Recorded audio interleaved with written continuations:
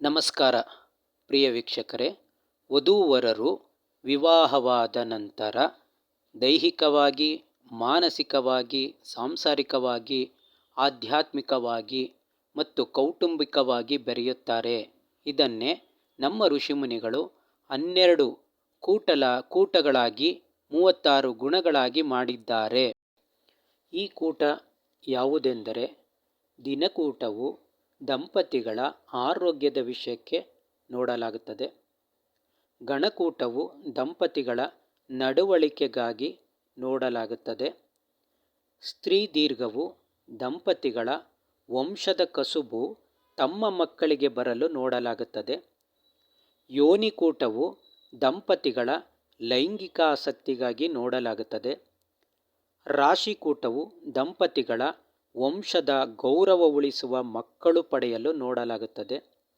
ಗ್ರಹ ಮೈತ್ರಿ ಕೂಟವು ದಂಪತಿಗಳ ತಮ್ಮ ಮಕ್ಕಳ ಮೇಲೆ ಪ್ರೀತಿ ವಾತ್ಸಲ್ಯ ಹುಟ್ಟಲು ನೋಡಲಾಗುತ್ತದೆ. ವಶಕೂಟವು ದಂಪತಿಗಳ ಮನಸ್ಸು ಒಬ್ಬರಿಗೊಬ್ಬರು ವಶವಾಗಲು ನೋಡಲಾಗುತ್ತದೆ.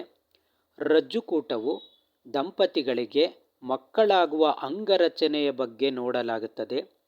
ವೇದಕೂಟವು ದಂಪತಿಗಳಿಬ್ಬರ ಭಿನ್ನಾಭಿಪ್ರಾಯ ಸರಿದೂಗಿಸಲು ನೋಡಲಾಗುತ್ತದೆ.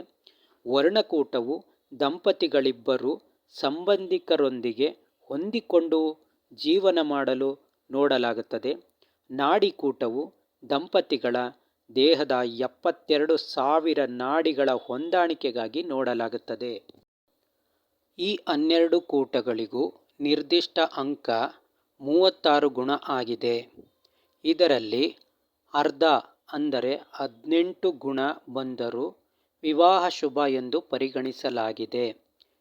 ಆದರೆ ಇಲ್ಲಿ 4 ವರ್ಗದವರಿಗೂ ಕೆಲವೊಂದು ಕೂಟ ಪ್ರಮುಖವಾಗಿ ಹೊಂದಾಣಿಕೆ ಆಗಲೇಬೇಕಾಗಿರುತ್ತದೆ.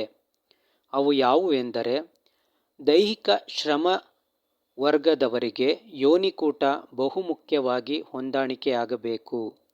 ವ್ಯಾಪಾರ ವರ್ಗದವರಿಗೆ ಸ್ತ್ರೀ ದೀರ್ಘ ಕೂಟ ಬಹುಮುಖ್ಯವಾಗಿ ಹೊಂದಾಣಿಕೆ ಆಗಬೇಕು. ಆಡಳಿತ ವರ್ಗದವರಿಗೆ ಗಣಕೂಟ ಬಹುಮುಖ್ಯವಾಗಿ ಹೊಂದಾಣಿಕೆ ಆಗಬೇಕು. ಭೌತಿಕ ವರ್ಗದವರಿಗೆ ಗ್ರಹ ಮೈತ್ರಿಕೂಟ ಬಹುಮುಖ್ಯವಾಗಿ ಹೊಂದಾಣಿಕೆಯಾಗಬೇಕು. ಧನ್ಯವಾದಗಳು ಪ್ರಿಯ ವೀಕ್ಷಕರೇ.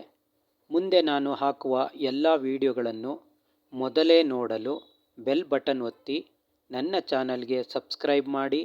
ನಮಸ್ಕಾರ.